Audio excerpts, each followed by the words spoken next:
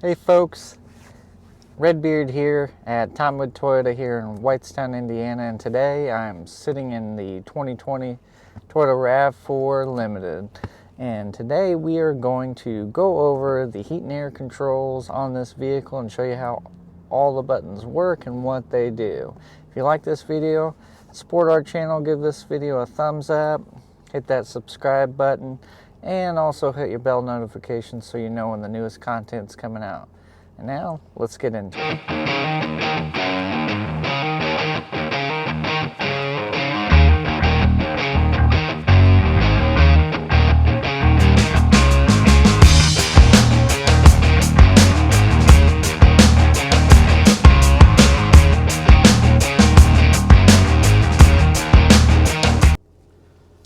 Sitting in here in the RAV4, on this side you have your temperature control for your driver, and on this side you have it for your passenger, your automatic button, of course your off.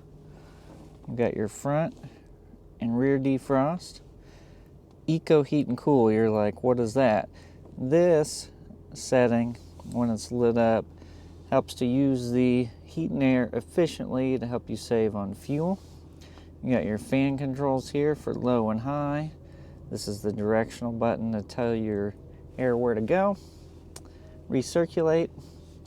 And then this button here, if someone is not sitting in the front seats and the air is running, it'll actually not allow any air to come out these vents to help you again save on fuel economy.